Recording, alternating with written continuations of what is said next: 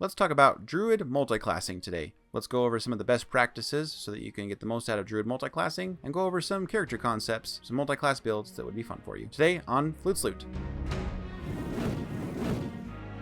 First of all, there is an article link in the description below that will take you to an article I wrote about this topic. There's a lot more information there than I will present in this video. You can go ahead and bookmark that for your next Druid character. Here are the common best practices for multiclassing when you're playing a Druid or another class that wants to consider Druid levels. Druids get their subclasses at level 2. Druids are defined by their wild shape, and then their subclasses give them cool new tools, and their spell list is pretty unique compared to other spellcasters. Wild shape could be useful for Druids so that they can infiltrate different places incognito as little bunnies, mice, insects, snakes, you name it. 2 levels of Druid is also great because you can get Find Familiar for free due to the new Tasha's feature allowing you to use wild shape to create a familiar using that wild shape, and you don't need to use material components. Which classes would like to dip 1 or 2 levels into Druid? Rangers are a common one because they already share the need for wisdom, but Druids will also have competition with Clerics. Clerics get their subclasses at level 1, and they get different spells. Rangers have a lot of spell overlap with Druids already, so it might be that they choose to go Cleric instead of Druid. A monk who wants to use Shillelagh might go for a level 2 of Druid, but I don't know if that would be a top consideration. So it seems like Druids are not one of the power build dip classes. 1 or 2 levels of Druid doesn't give you as much as some other options you can find. So what about Druids? Who do they like to multi-class with? Part of that will depend on whether your group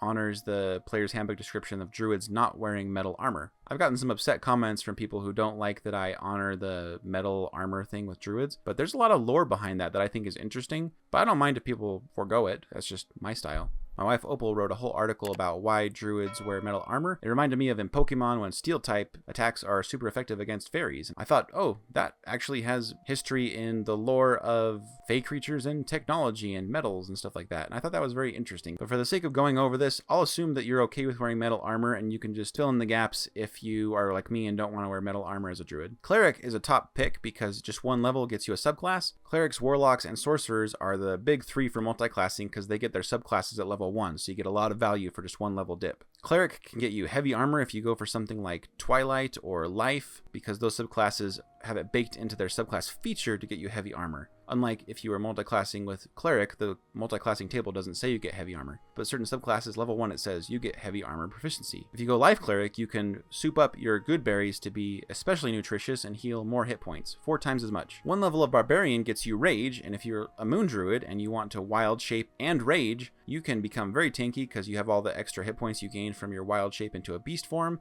and you're resisting the normal damage types. I also like the idea of multiclassing with Monk a little bit so you can do some Kung Fu when you're Wild Shaped. Let's talk about some Druid subclasses and what kind of concepts I came up with by subclass for how they might multiclass and make some cool characters. Circle of Dreams is first, going in alphabetical order. Let's go with Dream Druid, 14 levels, Twilight Cleric, 6 levels. I find that their themes overlap a little bit. The Circle of Dreams talks about the themes of Twilight, and it has some history with Fae, and I like to think you could do something like the Legend of Zelda Twilight Princess with this concept. You can use your wild shape, and you can summon creatures, and you can flavor them to be Twilight or dark or corrupted in some way. Not like a Blight or Spore type Druid concept, but just the Twilight realm, the overlap between the light and the dark. You'd be able to use Step of the Night while you're in your beast form with wild shape, so you could be a flying bunny, and you could concentrate on a spell like Call Lightning or Spirit Guardians as you go around the battlefield flying in your wild shape form to let that spell wreak havoc while you concentrate on it. Circle of the Land Druid is next, which is interesting because you get to pick from a bunch of different land types and get some extra spells. The concept I came up with is Land Druid 14 and Nature Cleric 6. This really plays into your elemental specialty because with 6 levels of Nature Cleric, you get a reaction where you can give an ally resistance to a given elemental damage type. But you could do this all you want. As long as you have a reaction, you can do your elemental dampening ability as a Nature Cleric. Round after round, no limit. You also gain more Druid cantrips and those sorts of things that will help you with your Druidic abilities. Very complementary, these two. Another idea is if you were to go 4 levels of Druid of the Land and choose Coast, and then be a Rune Knight fighter so that you can grow to giant size, drop spike growths, drag enemies through your spike growths, cast Mirror Image so that you look like a bunch of cloudy giants. Or if you want to keep to the coastal mindset, your mirror images could work like water clones or misty copies of yourself like you're in a misty seashell. With Misty Step, you could describe yourself as turning into mist or into water itself and then reappearing in the place you're teleporting. The next subclass is the big one, the Moon Druid, one of the most talked about subclasses in D&D 5th edition. One concept I like with one of my favorite subclasses is the Beast Barbarian, go 10 levels, and then get 10 levels of Moon Druid. I like this because the Beast Barbarian, when it rages, gets to manifest claws, a tail, or a biting mandible, so you could turn your wild shaping into a mutant type creature. Moon Druid could turn into a bear, and then you could grow a giant scorpion tail, so you're just a walking chimera all the time. Plus you're resisting damage from your rage, and you get other natural augmentations like swimming, climbing, and jumping from the Beast Barbarian. By the way, I have a video all about the Beast Barbarian. I did a 40-minute deep dive into it, everything I could think of about it. I highly recommend that video. 10th level Moon Druid, you can also start turning into elementals, and then you can gain beast-like appendages and weapons from your Beast Barbarian. There's a lot of combinations you could do that would be fun with the wild shaping of the Moon Druid, including using the Sun Soul Monk so that you can shoot radiant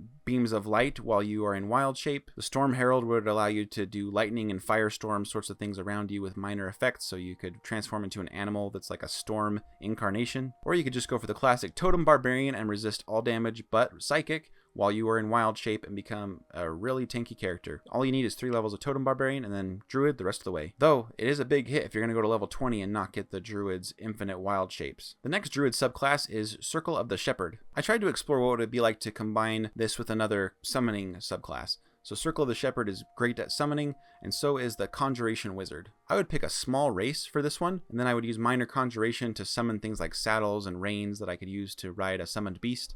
I could use Benign Transportation so I could swap spots with one of my beasts if I'm ever in a tight spot. My summons attacks will count as magical for overcoming resistance, and my concentration would be heavily fortified. These types of spells also don't heavily depend on your intelligence or wisdom, so you don't have to worry about being a mad class with trying to invest in intelligence and wisdom. Also with the Shepherd Druid, you still have 3 levels that you could do Beast Ranger or Drake Warden Ranger if you just want to gain a little companion that isn't very battle heavy, but is an extra little tool for you to have or someone to keep you company. So if someone rushes you on the battlefield while you're trying to stay back, it can impose itself between it and your attacker. Next is the Spores Druid subclass. The natural choice here for me is Circle of Spores 6 and Necromancy Wizard 14. They both specialize in necromancy, just in different ways. Druid is a full caster, so it won't slow down your spell slot progression as a Necromancy Wizard. You can still start summoning more and more undead creatures, but the Circle of Spores will also give you options so that you can immediately make a creature into your servitude after it dies. Hail of Spores gives you some good damage options that will scale as you level up. You can flavor your necrotic spells as the land itself reaching up to siphon the life out of someone. I wouldn't consider this a power build by any means, but it seems natural of a combination. I would also consider Spores Druid with Swarmkeeper Ranger, where your swarm as a ranger is actually spores. You'd only need 5 or 6 levels of Spore Druid, and rangers and druids go really well together, especially so they can cast conjure animals at higher levels. The Stars Druid is next. What can you do with this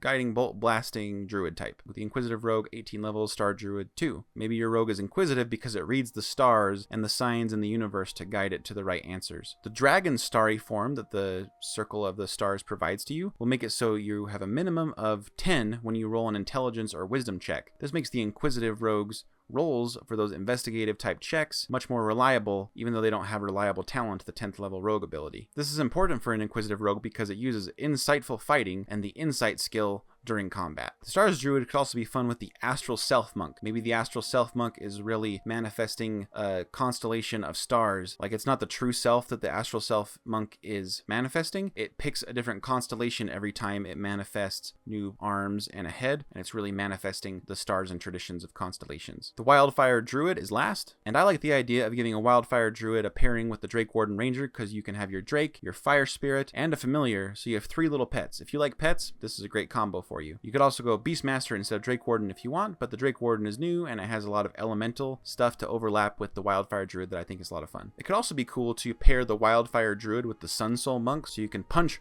rays of fire at people. You can pair up with the Monk's Unarmored Defense and Unarmored Movement, which can also apply to your Wild Shaping if those are better than what you would get in your Wild Shape form. So those are the best practices as I understand them for Druid Multiclassing, and some concepts that make sense to me for both role-playing and optimization. What combinations did I miss that you think I should add to my article, because I would love to update it with the best concepts you have. If you like this content, go ahead and wild shape into a subscriber by hitting that subscribe button and hitting the like button. I hope you have an enjoyable adventure this weekend, and I'll see you in the next video.